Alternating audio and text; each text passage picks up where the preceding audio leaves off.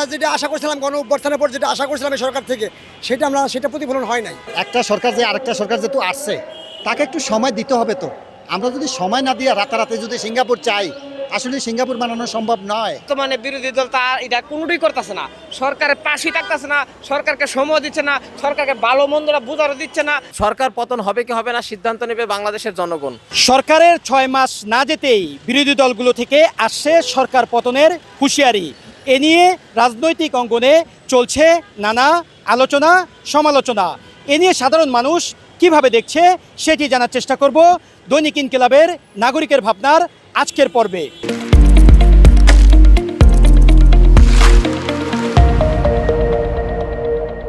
যেটা আমি যদি সর্বোপরিভাবে বলি তাহলে এই সরকারই ব্যর্থ হই বলতে পারি।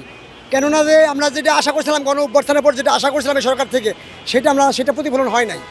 এবং জনগণের যে আকাঙ্ক্ষা ছিল যে দুর্নীতিবাজ বন্ধ হবে, মানুষের একটা আকাঙ্ক্ষার পূর্ণতার কিছুটা পাবে, কিন্তু তার কিছু হয়নি এই সরকারের কাছ থেকে, সেটা আমরা আশা করে পাইনি। বিরোধী দলের কাজ বিরোধিতা করা, এইটার ব্যাপারে আমি কোনো হুমকি দেখতেছি না, কিন্তু তাদের লক্ষ্যে যে পৌঁছানোর যে দরকার, যেটা প্রয়োজন, সেই লক্ষ্যে তারা আগাচ্ছে না। বিরোধী দলকে কোনো সুযোগ সুবিধা দিচ্ছে না। বিরোধী দলের যে ভূমিকাটা বর্তমানে যে আশা করছিলাম যে বিরোধী দল যেভাবে থাকবে সেভাবে বিরোধী দলকে রাখছে না। কারণ সরকার যেটি ইচ্ছে করে এবং তারা যেই মাইন্ড নিয়ে যেই ক্ষমতা নিয়ে আসছে তারা কাউরে মানে না, তোয়াক্কা করে না। এবং আমরা চাই সবচেয়ে শান্তিপূর্ণভাবে দেশ চালাক এবং সহযোগিতা করুক, এবং বিরোধী দল সরকারকে সহযোগিতা করুক, এবং বিরোধী দল এবং সরকারি দল দুই পক্ষে মিলে ঝিলে দেশ চালাক। আমরা চাই জাতীয় সরকারের মতো দেশ চালাক, সবাই মিলে তাদের ক্ষমতা থাকে, একক ক্ষমতা কারো হাতে চাইনি আমরা। জীবন অবাক না করলে কে করবে? 28% মিল্ক ফ্যাটের অবাক করার সাথে ফ্রেশ মিল্ক পাউডার। জীবন অবাক করুক প্রতিদিন। এই দেশটা কিন্তু সাথে সাথে কিন্তু সিঙ্গাপুর বানানো সম্ভব না, ঠিক আছে? তো এই দেশটা একটা সরকার যেহেতু গেছে, আরেকটা সরকার আসছে, তার দল করি না, কোনো দলই করি না, ভালোবাসি না।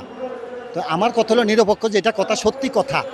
একটা সরকার যে আরেকটা সরকার যেহেতু আসছে তাকে একটু সময় দিতে হবে। তো আমরা যদি সময় না দিয়ে রাতারাতি যদি সিঙ্গাপুর চাই, আসলে সিঙ্গাপুর বানানো সম্ভব নয়।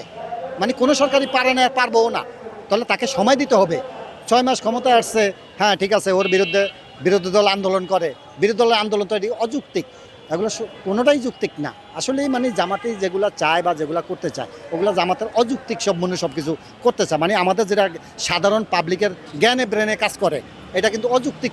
মানে সরকারের কাছে দাবি করতে, সরকার দ্বারা ওইটা দাবি করতে পারে যে এক সরকার মানে অবৈধ কাজ করছে, সেই সরকারকে তাড়াইছি, আপনি যদি দেশে ঠিকরকম কাজ করেন তাহলে আপনাকে 6 মাস 9 মাস 1 বছর 2 বছর সময় দিব, তারপরেও যদি আপনি দেখতেছি না পারতেছেন তাহলে আপনার ওর মতো আবার এরকম তরাইব আমাদের দেশের জনগণ নিয়ে। এইটাই কথা। কিন্তু এক পক্ষবাদী কইতেছে গ্যাস নাই, পানি নাই, কে না খেয়ে মরতেছে? আমি তো এই দেশে দেখতেছি না কেউই না খেয়ে মরতেছে।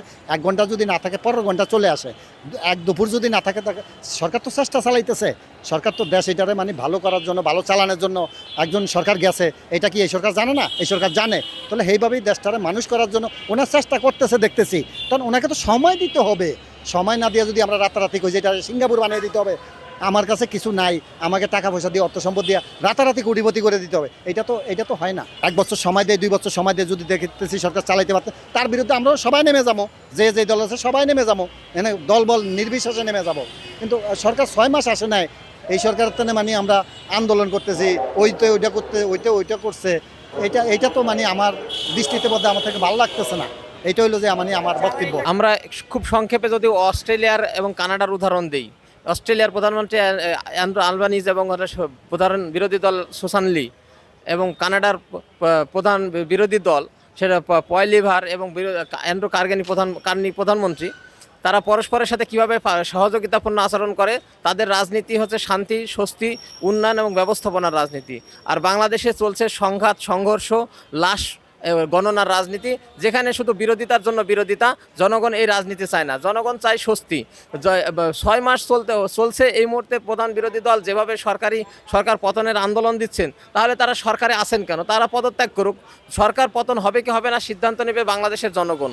এবং বাংলাদেশে এই মুহূর্তে বাংলাদেশের প্রধান দরকার হচ্ছে সীমান্ত স্বাধীনতা, সার্বভৌমত্বের নিরাপত্তা।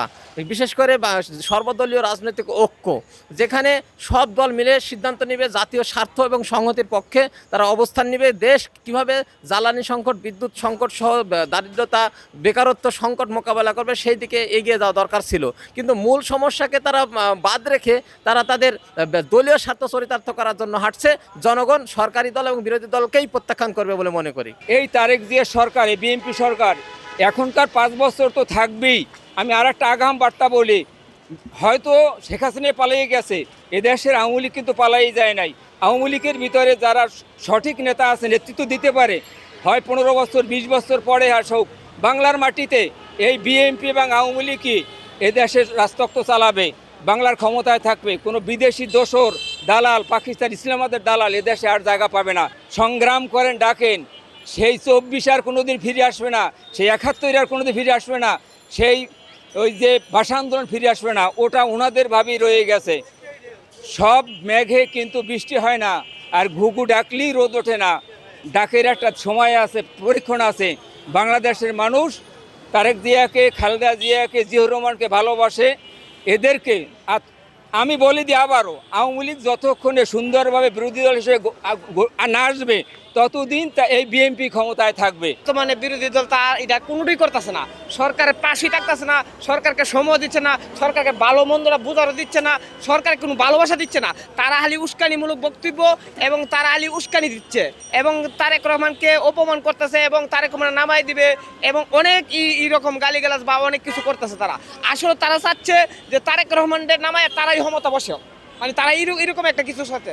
আসলে যেটা তারা চাচ্ছে এটা তারা কোনোদিন আশা পূর্ণ হবে না, কারণ ক্ষমতার মালিক জনগণ, জনগণ বসাইছে এবং এই সরকার হচ্ছে জনগণের ইচ্ছা হলে বলতে পারে, কিন্তু জনগণ তো বলে না, বিরোধী দলে তারা এই মন্তব্যগুলি করতেছে।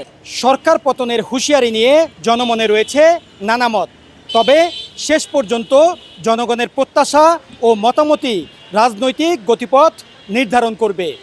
সোহাগ খান, দৈনিক ইনকিলাব, ঢাকা।